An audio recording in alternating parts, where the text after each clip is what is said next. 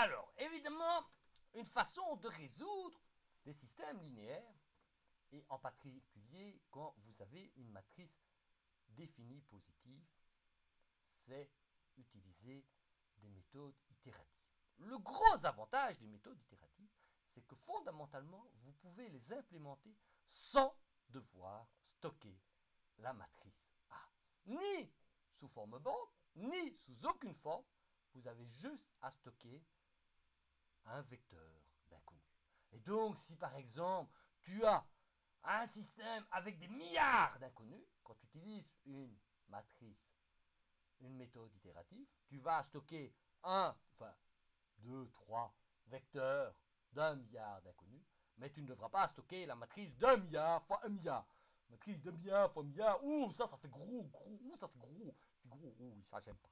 Ok. Alors, regarde bien. L'idée de base, c'est tu minimises, tu minimises une fonctionnelle. Et tu sais quoi? Le gradient de cette fonctionnelle, c'est ax moins b. Et donc, l'idée de base, c'est que ce gradient, quand tu as un candidat initial, xk, quand tu as écrit ax moins b, c'est un vecteur qu'on appelle un résidu, eh bien, ce vecteur te donne la plus grande pente, et tu te souviens, tu cherches un minimum. Donc, tu es dans l'espace des x, et tu te dis, je dois descendre, et tu prends la plus grande pente. Et tu descends dans cette direction-là. Et puis la question, c'est, pendant combien de temps je dois descendre? Eh bien, pour savoir pendant combien de temps tu dois descendre, tu vois, tu pars de xk, tu vas dans la direction dk pendant un certain temps, et tu calcules le alpha, le coefficient alpha ici, tu vois, c'est de l'algèbre bête et méchante, tu calcules ce alpha,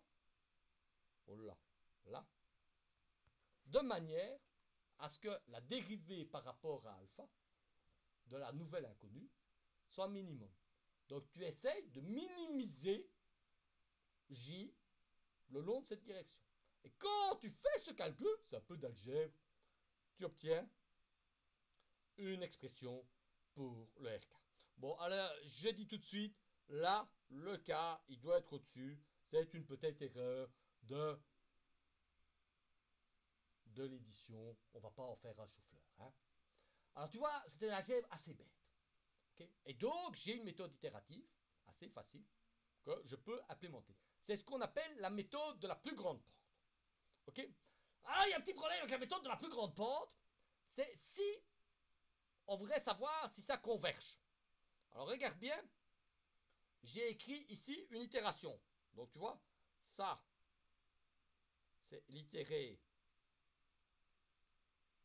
K. Ça, c'est la nouvelle itérée. Et tu vois que pour avoir la direction, je ferai AXK moins B. Je prends un alpha. Bon, ici, j'ai pris un alpha que je suppose constant. Je pourrais le calculer à chaque fois. Mais je le calcule de manière, je dis que je l'ai choisi comme ça, constant pour un peu simplifier. Et regarde bien, en faisant un tout petit peu d'algèbre, j'obtiens une expression de la nouvelle erreur par rapport à l'ancienne erreur. Et tu vois que ce qu'il y a entre les deux, c'est la matrice identité alpha moins alpha, la matrice A. Ok. On peut dire que la norme de EK plus 1 est inférieure à la norme de la matrice fois la norme de EK. Voilà, évidemment, vous allez voir, il faut évidemment définir la norme d'une matrice et la norme d'un vecteur. Tu vois, la norme du vecteur, c'est une norme euclidienne absolue. La norme de la matrice, c'est un peu plus compliqué. Ok. Alors, il faut se rendre compte que pour avoir une idée de la norme de la matrice, c'est fondamentalement associé aux valeurs propres. Comment est-ce que tu fais ça? Tu réécris le vecteur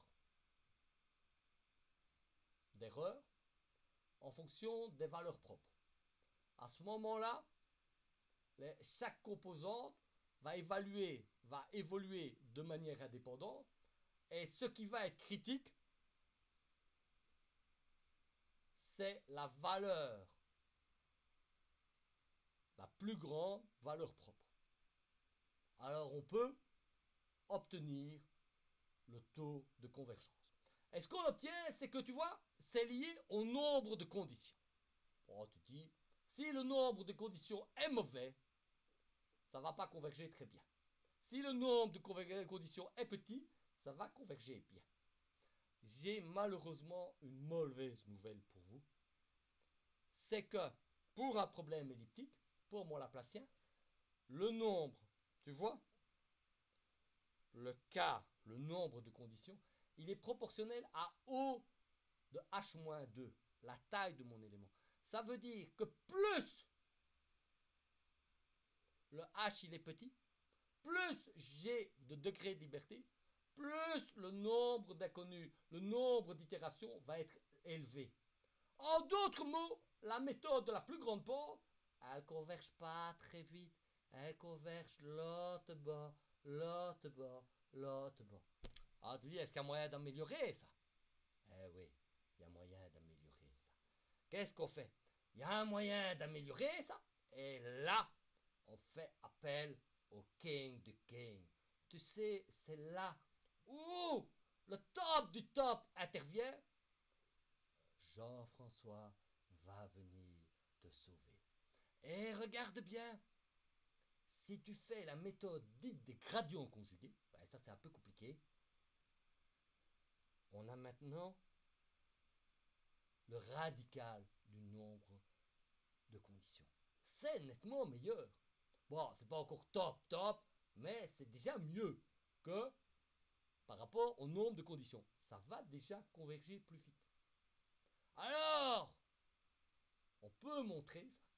Comme c'est très très compliqué, que c'est vraiment compliqué, je me suis dit, bon, ça, c'est trop compliqué pour le petit gazou, donc on va demander au big, le boss du boss du boss, le gros JF, de vous expliquer ça. Ouais, parce que vous allez voir, c'est un peu compliqué. Alors en général, les gens te disent, pour comprendre les gradients conjugués, il y a 36 méthodes et j'ai jamais rien compris. Alors on va voir si avec le grand, le big, le sommet, le top du top des profs, tu sais, le saint, avec son chapeau et tout, c'est le carême, hein, est-ce qu'il va pouvoir vous le montrer? Ok? Donc, il va vous montrer comment on peut faire l'implémentation des gradients conjugués. Et vous savez quoi? Et tu sais quoi? Après avoir fait le solver band, vous allez implémenter les gradients conjugués. Oui. Ben oui, parce qu'il faut bien résoudre notre moteur électrique de manière efficace. Les gradients conjugués, c'est efficace. Alors, il y a encore moyen d'améliorer les choses pour ceux qui veulent vraiment améliorer les choses. Parce que tu me dis, oui, mais si le nombre de conditions est mauvais, est-ce qu'on pourrait améliorer le système? Et alors, il y a des gens qui ont inventé un truc qui s'appelle le préconditionnement. Ou, salut les copains! Le préconditionnement, je vais vous expliquer, c'est le truc le plus génial qu'on fait. Tu as un problème avec un mauvais conditionnement. Qu'est-ce que tu fais? J'ai un problème avec comment on dit. Donc tu vas voir ton médecin, tu dis ah mais je suis mal conditionné. Pas de problème, on va vous préconditionner. Donc on va vous transformer pour avoir un bon conditionnement. Tu dis ah c'est intéressant. Donc j'arrive, j'ai un mauvais conditionnement, je vais avoir un. Donc l'idée de base du préconditionnement c'est extrêmement simple parce que les gens expliquent ça. C'est tu fais un changement de variable comme ça et au lieu de résoudre le problème en termes de x, tu vas le résoudre en termes de y. Et donc, tu vois tout de suite que maintenant, le nouveau problème, au lieu d'avoir A, tu as A tilde. Alors, évidemment, l'idée de base, c'est que tu as un A avec un mauvais conditionnement, et tu vas le remplacer par un A tilde qui a un bon conditionnement. Alors, tu dis, waouh, ça a l'air bien. Et là, c'est quand on t'explique comme ça un truc simple, tu sais, les machins, les techniques de vaccination, tu vois, les trucs simples, quand on t'explique un truc simple, il y a une arnaque. Et il y a toujours une arnaque. Ah, tu dis, ah ouais, c'est bien, c'est intéressant, c'est intéressant, c'est intéressant. Puis arrive un moment où il y a un monsieur qui arrive ici, hein, tu vois là, voilà, voilà. On trouve comment.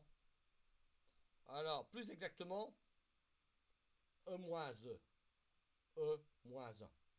Comment est-ce qu'on trouve E moins 1? Oui, parce que pour avoir la matrice A tilde, il te faut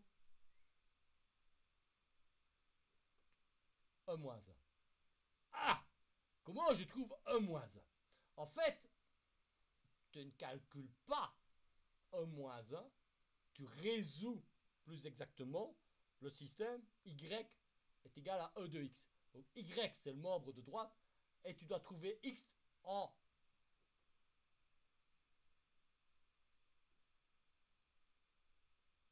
il faut résoudre ceci. Je ne sais pas si tu as remarqué. On t'a expliqué que tu devais résoudre un système linéaire. On t'a dit ce système linéaire est puant, donc tu vas le préconditionner. Et pour le préconditionner, tu sais ce que je suis en train de te dire. Tu vas résoudre un autre système linéaire. Ah. Oui, mais en ayant résolu le nouveau système linéaire, le précédent, le premier, sera plus facile. Bon, alors tu vas me dire, oui, mais comment est-ce que je sais quel système linéaire je dois résoudre? Alors je vais t'expliquer, c'est extrêmement simple. L'idée de base, c'est que le nouveau problème sera plus gentil que le précédent. Il aura un meilleur conditionnement. Et donc, que ça convergerait plus vite. On est d'accord? You follow me? Ok. Alors, fondamentalement, l'idéal, c'est que ce qu'on veut, c'est que ceci soit le plus proche de l'unité. Ok? Et ce qu'on veut, c'est que résoudre le système du préconditionnement soit facile. Ok? Et alors regarde bien, la première contrainte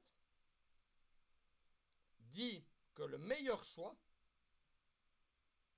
c'est de choisir C est égal à A. D'accord?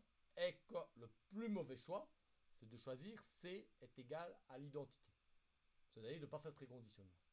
Choisir C est égal à A, c'est-à-dire que si tu as déjà résolu le système que tu devais résoudre à l'avance, eh bien à ce moment-là, c'est facile de le préconditionner.